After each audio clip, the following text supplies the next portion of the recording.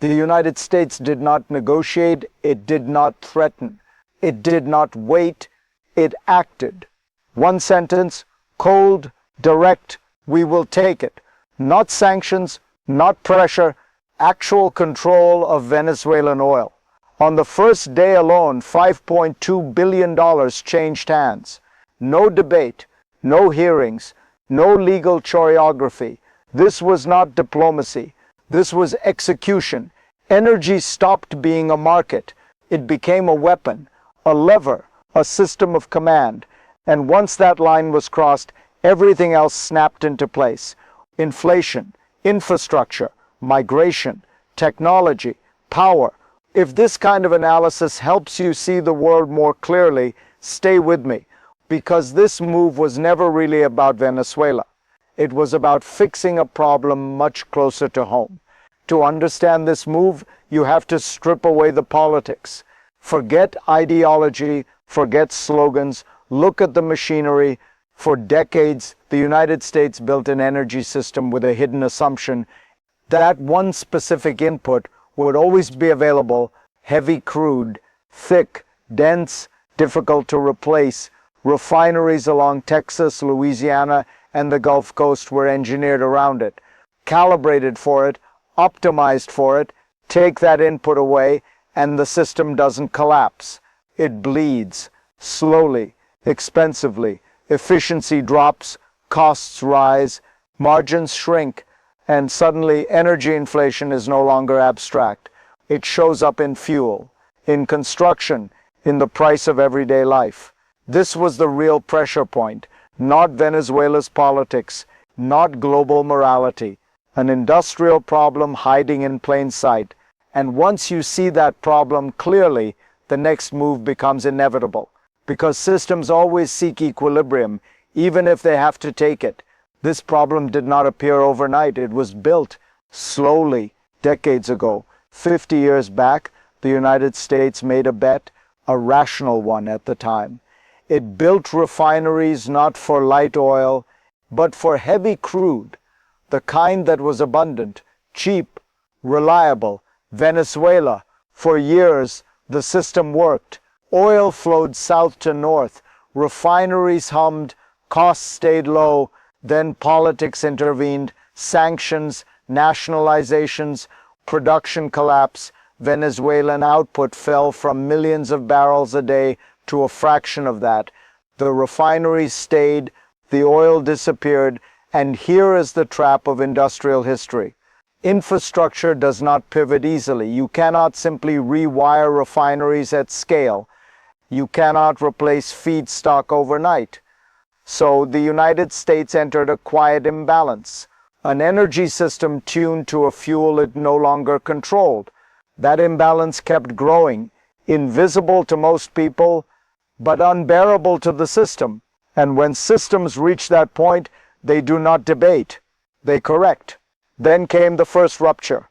Not a warning, not a negotiation, a surge. Oil that had been locked out of the system suddenly moved again. Fast, large, unapologetic, on the market. The signal was immediate. Volume appeared where scarcity had ruled. Prices flinched. Refiners leaned forward. This was not just supply returning, it was control being asserted. Because this oil did not flow freely. It flowed through a single gate. The United States took the majority, decided where it went, decided when it moved. To Europe, to Asia, or straight into American refineries. What looked like relief was actually discipline, a pressure valve installed inside a volatile system, and that mattered more than the barrels themselves. At a moment when global energy markets were already tense, this move absorbed shock. It muted panic. It narrowed volatility. One crisis was prevented by quietly triggering another. Because every stabilizing force has a cost, and the bill for this one was always going to come due somewhere else. What looks chaotic from the outside is often precise underneath. This was not a land grab. It was an operating system. The mechanism is simple. Control the commodity, control the cash, control the timeline, Oil leaves Venezuela. The sale is managed elsewhere. The money is promised back, eventually, but the movement stays supervised. The valves stay external. The leverage never returns. This is not seizure for profit. It is custody for discipline. By holding the flow, the United States removed financial autonomy without firing a shot. The regime lost its fastest lever, cash. At the same time, the system created a moral shield, reconstruction, stability, recovery, words that soften the reality. But beneath them is a harder truth. Economic power works best when it looks administrative. No embargo headlines, no dramatic freezes, just routing decisions, invoices, shipping schedules. This is how modern coercion functions. Quiet, legalistic, relentless. And once this mechanism is in place, it doesn't stay confined. It starts to reshape everything it touches, including the prices you pay every day. The second surge came faster than expected, like a pressure cooker building steam. More barrels, more control, more consequences. This time, the scope was broader. Energy, infrastructure, markets, they didn't just feel the shift. They saw it coming. Venezuelan crude wasn't just a fuel.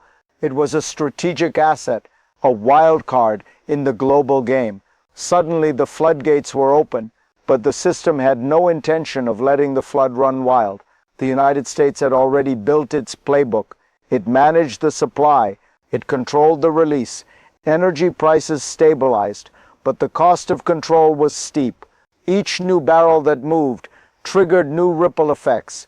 Costs rose elsewhere. Global tension increased. Economic imbalances deepened. The market adapted, but so did the strategy. Every action creates new reactions. The speed and scale of the operation were designed to stay ahead of market volatility. The world watched, but only the system understood the real game. In every decision, there was more than just oil. There was power, and how you handle it determines who gets to shape the future. And here the consequences became personal, not for the leaders, but for the people. The ones who feel the heat when the system shifts. Inflation, cost of living, the price of gas, all of it rising quietly, steadily. You don't see the changes in the boardroom, but you feel it in your commute, in your paycheck, in the price of bread. The reality, people have less, they work harder, they pay more. The system isn't kind, not to the middle class, not to the worker. In Venezuela, the impact was direct. Jobs lost, services cut, a growing sense of desperation. But it didn't stop there. In the United States, the pain was quieter, but the strain was real. Every penny counts. This wasn't just about Venezuela anymore. It was about how the energy system can break you down from the inside out, how even a well-intentioned move can end up hurting those who can least afford it. But the pain didn't stop at borders. It rippled across the globe, a subtle, insidious force. Energy, like power, doesn't recognize geography. It flows where it's controlled. The United States' hold on Venezuelan oil wasn't just a domestic play. It was a geopolitical move. Europe felt the shift. Asia felt the shift. The Middle East, it felt it first. Global oil markets were already tight, and now a new player had entered the game, not just with resources, but with a chokehold. The ripple effect moved quickly. Strategic alliances frayed, competitors adjusted, rivals reacted. In Iran, Russia, and China, the message was clear. The United States wasn't just dominating energy, it was shaping the global energy order. This wasn't just about controlling oil, it was about controlling the flow of power itself. And as the world adjusted, it became clear the consequences were more than economic. They were political. They were existential. So what happens next? The future splits into three paths, each one shaped by the system already in motion. The first path, optimism, stability, growth. The United States continues to tighten its grip on Venezuelan resources. The oil flows smoothly, infrastructure grows, Jobs are created. The oil sector revitalizes Venezuela. A once dying economy finds new life. Migration slows. The pressure on the U.S. eases. But this path is fragile. The system depends on coordination. It depends on balance. The second path, a slow burn. Tensions rise. But it's not a collapse. In this scenario, the U.S. secures its energy dominance, but at a cost. Internal divisions grow. Political tensions flare. The strain is felt more and more. The working class bears the weight. It becomes a battle of attrition. Slow, quiet, unnoticed. But it takes a toll. The third path, a sharp rupture. A failure of the system. Global volatility explodes. Markets panic. Energy prices soar. The U.S. struggles to maintain control. A collapse, not just in Venezuela, but across the entire framework. The system breaks. And when systems break, they fall apart quickly. And it's hard to predict what comes next. So where does this leave us? In a world that no longer runs on diplomacy or treaties, but on systems. Systems of power, systems of control. The United States, through its actions, has not just reasserted dominance over energy, it has redefined the global economic order, no longer a matter of resources alone. It's about how quickly you act, how fast you move to secure what others cannot. The future isn't decided by who has the most oil, but by who can manage it, who can control its flow, who can make the rules. This is not just a shift. This is a new reality. The lessons here are clear. Speed is power. Control is everything. And the system will always correct itself.